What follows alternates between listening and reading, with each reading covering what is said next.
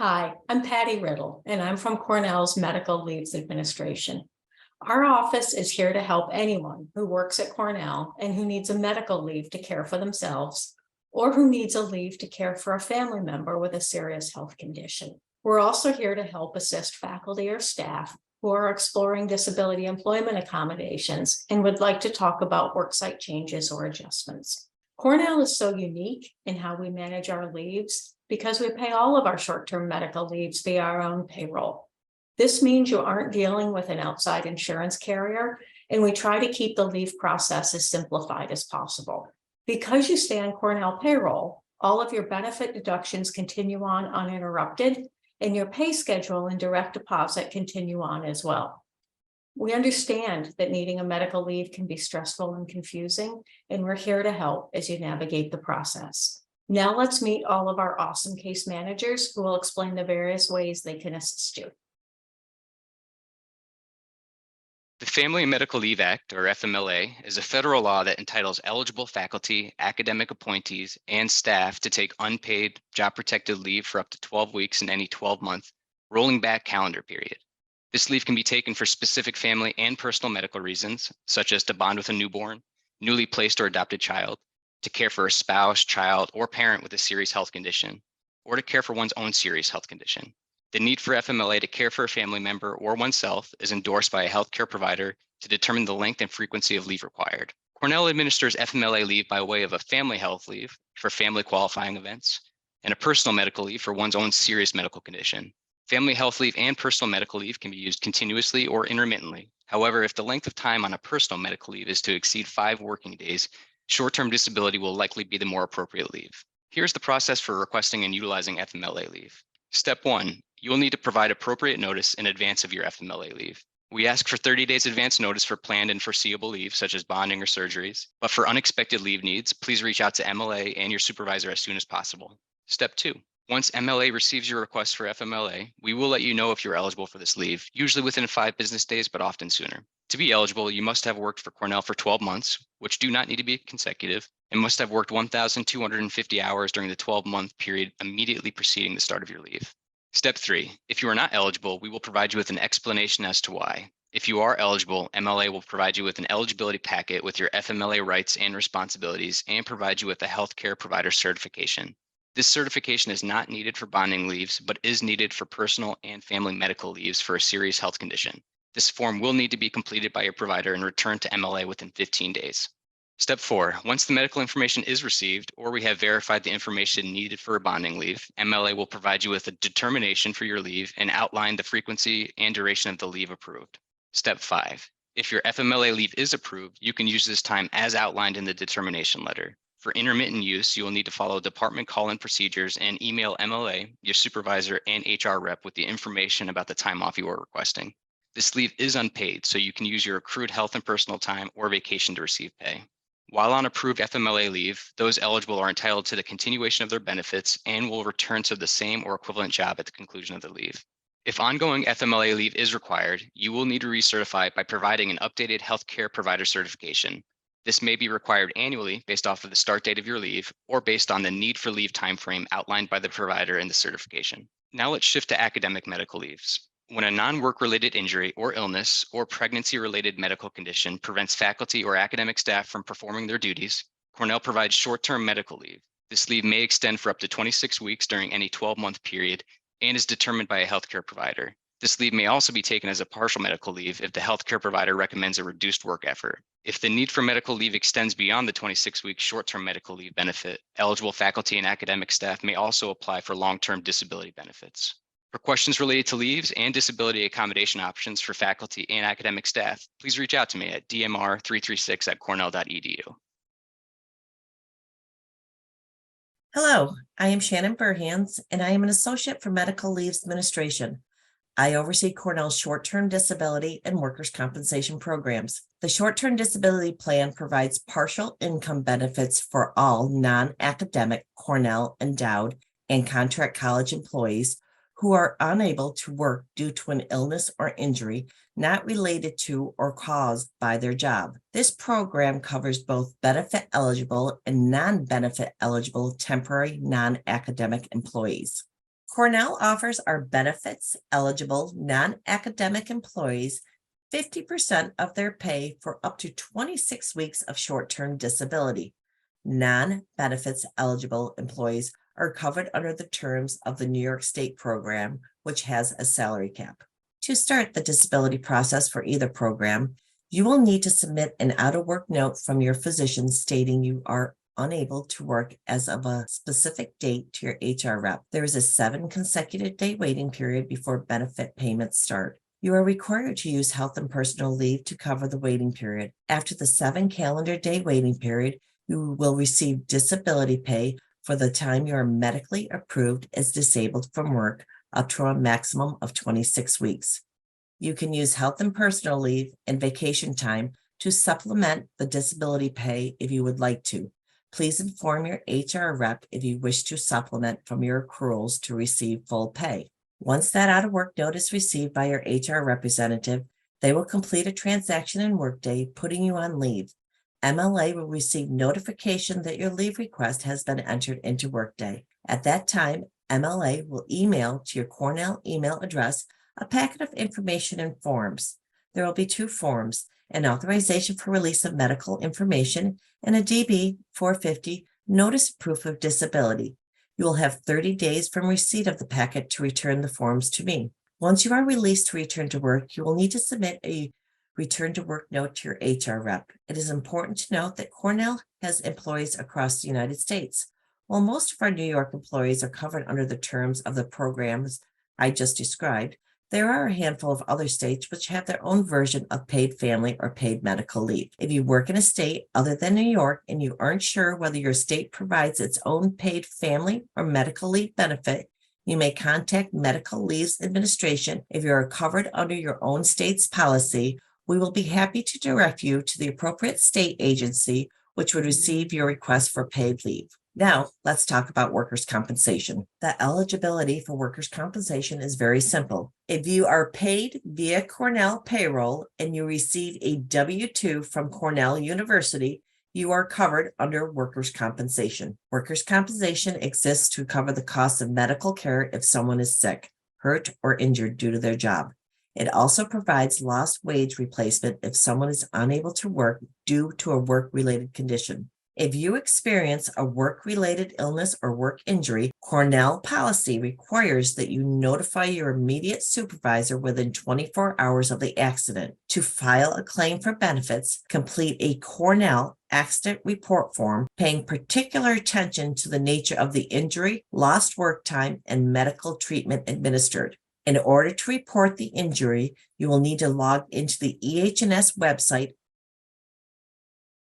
You will then click on the red box that says Report a New Incident.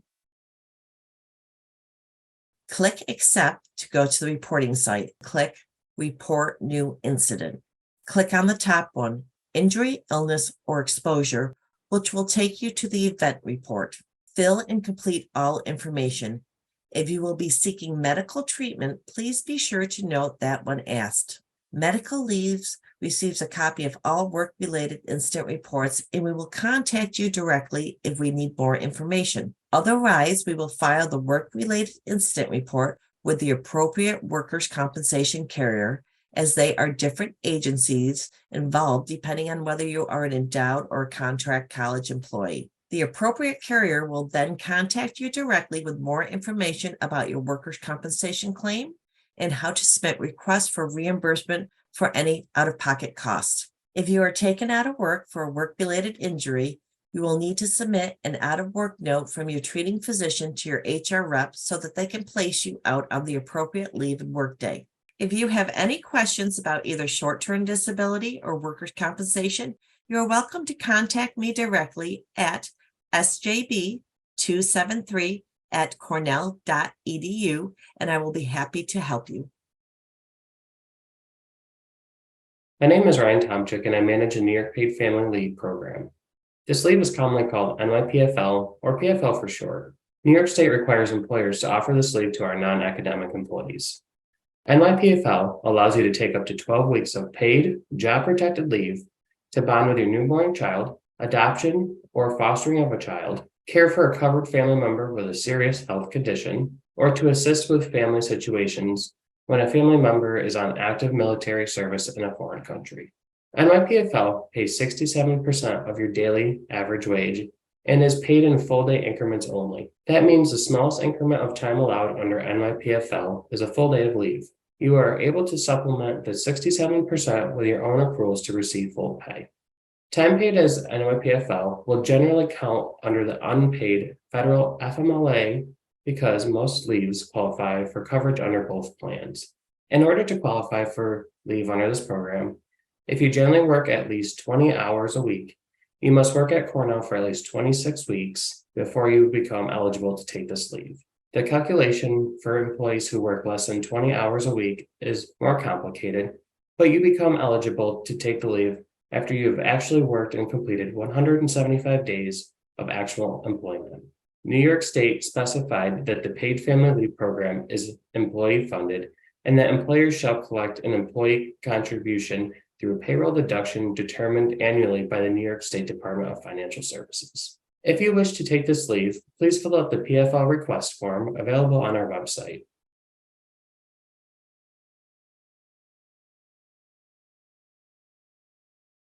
All items on this form must be completed and submitted at least 30 days in advance of the requested leave. If less than 30 days advance notice is given, an explanation must be provided. Additional forms and supporting documents will be required depending on the type of leave that is being requested. These forms will be provided once the PFL request form has been received. It is important to note that this is a state-level program. What this means is that our employees working in other states with their own state-provided paid family leave or medical leave benefits will be covered under the terms of the respective state's policies. If you are unsure whether your state provides its own paid family leave or medical leave benefit, you may contact Medical Leaves Administration.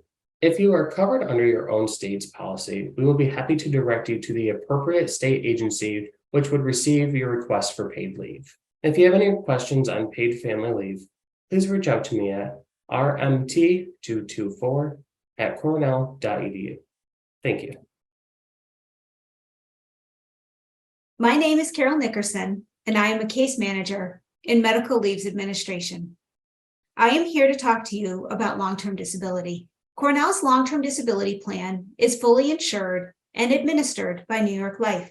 As case managers, our role is to assist with the application process and to serve as the main point of contact for employees applying for long-term disability coverage. To be eligible for long-term disability benefits, an employee must be in a benefits-eligible position. They must be on a medical leave, whether that be short-term disability or workers' compensation, for at least 180 days. And finally, the medical disability must be approved by New York Life. While an employee is on a medical leave, a case manager will reach out if it appears that the leave may continue for up to or beyond 6 months.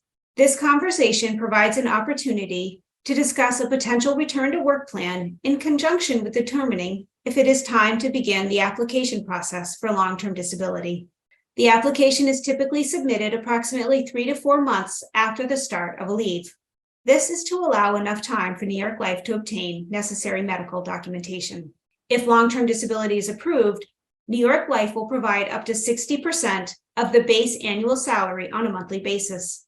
This is taxable income, and there are other benefits that could reduce this payment. For example, workers' compensation or Social Security. Additionally, certain Cornell benefits can continue if long-term disability is approved. Please do not hesitate to contact Medical Leaves Administration if you would like more information regarding long-term disability benefits. You may call our main number at 607-255-1177 or email us at wcds@cornell.edu. My name is Suzanne Carrero, and I'm a case manager in Medical Leaves Administration. Today, I want to give you a brief overview of ADA accommodations at Cornell University. Employers are required to provide reasonable accommodations for those with a disability. Disabilities may include mental or physical impairments that substantially limit one or more major life activities. Accommodations are meant to ensure equal opportunity in the job application process, to enable qualified individuals to perform the essential functions of a job, and to make it possible for employees with a disability to enjoy equal benefits and privileges of employment. Some examples of accommodations include physical changes to the workplace, such as a ramp or changes to the layout of a workspace, assistive technologies such as voice-to-text applications, accessible communication interventions such as interpreters and captioning, and policy enhancements such as allowing flexible scheduling to attend medical appointments and treatments. Cornell's Musculoskeletal Injury Prevention Program, or MIPP, is also available to all staff and faculty free of charge. MIPP can visit your office and provide a full ergonomic evaluation with suggestions for changes that could be supplied through the ADA process to enhance workplace access, comfort, and productivity. If you have a disability or medical issue for which you might need accommodations, please visit Benefits, Pay, and Perks to read about accommodations and find the accommodation request forms you will need to apply. One part of the application form is for the employee to fill out, and the other is for the medical provider to fill out. These completed forms should be sent to medical leaves, and a case manager will reach out to begin the interactive process. The interactive process includes discussing the request with both the employee and the department to determine potential impacts to the work and if there are additional or alternative accommodations to consider. Medical and diagnosis information is never shared with your department. Determinations are reached based on guidance from the Americans with Disabilities Act. Feel free to reach out to medical leaves at any time if you have questions about employment accommodations. The email address is wcds@cornell.edu. We just covered a lot of information in a very brief amount of time. What we want people to know is that Cornell has many different medical and family health leaves, which may apply in any given situation. It is okay if you don't know which leave may work best for you. It's our job to help you find the best leave for your situation. So please don't hesitate to contact any one of us if you have questions at any time. Our general email address is wcds@cornell.edu. We're happy to help. Thank you.